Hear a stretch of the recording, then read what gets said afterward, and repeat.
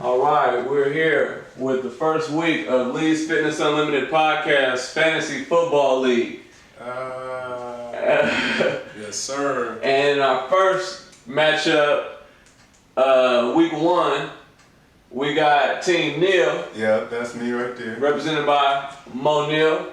And we got the East Oakland Free Game ENT. Yes, sir. Represented by GQ. Yes, sir. Free game, man. Free game, man. Free game hitters. All that. So this is our first time doing this. This is the first season of the show, first season of the fantasy league. You guys both have your own teams. I'm gonna start off with GQ. Yeah. What'd you think about the draft process? Tell us about that. The draft, it was kind of different than the normal little fantasy drafts I be doing, because this fantasy draft, you got to actually have, like, they give you a certain amount of money or something like that. You got to bid on certain players or whatever, and if somebody outbids you for that player, then you don't even get that player. So that was different for me. So and then I kind of missed like the first little half of the fantasy draft. So when I got on, I only had like a little bit of money left to bid on some players, but my team was still already locked and loaded. So I'm pretty sure if I did draft, I probably would have had the same results. So man, but it was cool though. Mo, what was your experience with the fantasy football draft? To me, it's all confusing. Like, I did enjoy the auction style of the draft because you could like outbid someone, but then at the same time, knowing how much money that other person had, you could just keep upbidding until they was losing money at the end of the day. So I enjoyed that part of it. Fantasy football is new to me overall, so I think I'll probably be spending this whole season learning it, and then once I figure it out, come back with a real game plan. For sure. Yeah. So in the draft, let's just say I'm coming back to you, GQ. Yeah. Who is your top player on your team? Or who do you believe is gonna be the top player on your team? On my team? Yeah. Shit. Let me look. I'm about to break it down real quick. I was already looking at it though. Please do. Hold on. Let me. My partner's just thinking about some drugs. So For real. But yeah. So who on my team? So let me see. So I got some boys on my team though. So you said the best player on my team? Yeah. Who you think is the best? You should just give a whole lineup. Yeah. Give us your lineup. All right, week one. Who's your starting lineup? So Phillip Rivers, I didn't pick him, but that's my quarterback. You feel me? I ain't had no more money left. I spent it on all my other players. But I got Le'Veon Bell. I got Dalvin Cook. I got Adam Thielen. I got Galladay or something like that, the receiver from the Detroit Lions. I got McDonald, tight end. I ain't picked him. But I got Mark Ingram, and I got Buffalo defense and the Rams kicker. And I got some Derrick Henry on the bench or something, But if I had to say anybody who's going to, probably Le'Veon. I got Melvin Gordon on the bench too, though. He talking about coming back week 6, So, I might put him in a lineup. I'm dangerous. He gonna go back to the Chargers?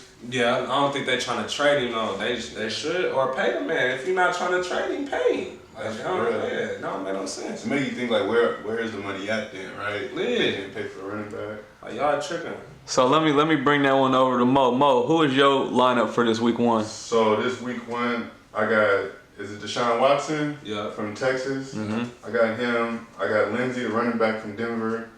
I got Drake, the running back from Miami. The receiver, Michael Thomas, the receiver from New Orleans. Miami got their ass beat. I don't mean it. Right. But it's like Miami been trash for a long time. Yeah, it's like they didn't help themselves out most recently. Ridley from Atlanta. Kelsey from Kansas City. I got Diggs from the Vikings, but I didn't know how to change my lineup up. I didn't know if bro was hurt like that either. I got Jacksonville defense and then the kicker from New England. So that's my lineup. Who you think is the top player out of that? Out of that one, my opinion, Thomas, the receiver from New Orleans. My opinion. I think he's gonna probably have the most production out of everyone. Maybe Diggs when he get it going again. Yeah. Okay, so as fantasy football owners in our league and former, athletes yourselves, both former college football players, let's start off with you, Mo. Just give us a quick history of, what sports you played growing up. So for me, growing up, my first sport was basketball. Like I loved basketball growing up.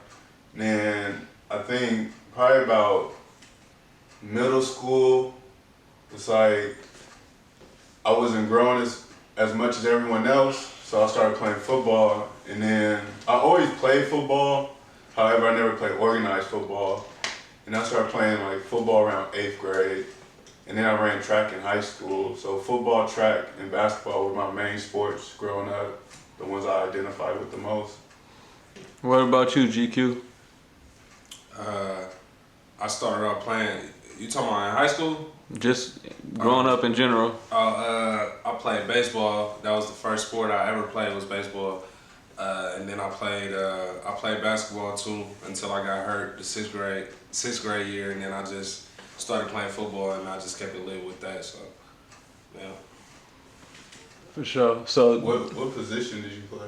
Playing football? Yeah. Yeah. In high school, I played quarterback because my arm was strong, and then I thought I was gonna grow tall like Josh Johnson. I went to Tech. Josh Johnson that played with Marshawn or whatever. He was short leading probably his sophomore year, and then the senior year he had a growth spurt. So I thought I was gonna do the same thing, but I didn't. Then I went to Lenny. I played receiver. Okay. Yeah. Yeah, for sure.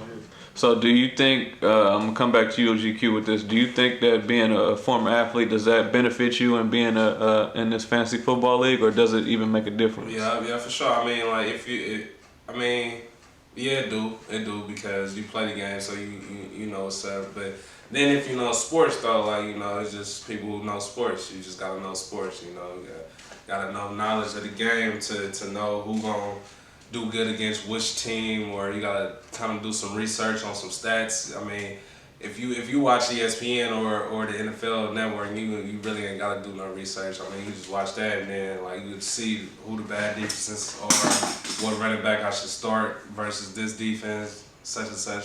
So it's pretty self-explanatory if you already watch ESPN, NFL Network, all the shit. So, yeah. So Mo, same question to you. For someone who's a rookie in this fantasy football game, do you feel like your advantage is the fact that you play football? I kind of feel like it's really not an advantage because I'm not playing football. Yeah. It's more based off of like analytics, and it's like I feel like as a football player, I know the variables a person that's looking at the stats would never know, as far as like how a person feel and how situations go. But it's like analytics right now is driving everything to a point where it's like, shit. Yeah, you gotta trust them stats sometimes. You gotta like, man.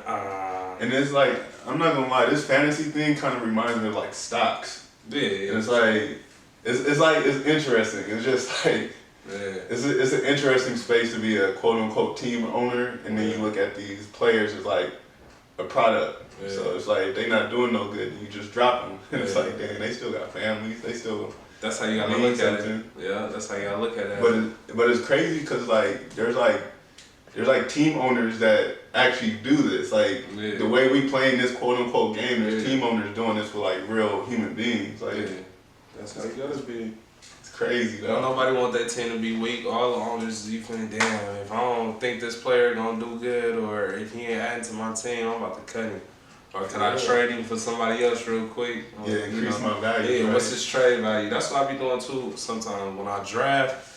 If I don't even like the player, but they still available at the part where I draft, that could be some trade bait. Draft that player, then trade them later on down the line for something else that I want. So that's a little tip right there. All you fantasy players, who don't already know that. For sure. Makes sense, actually.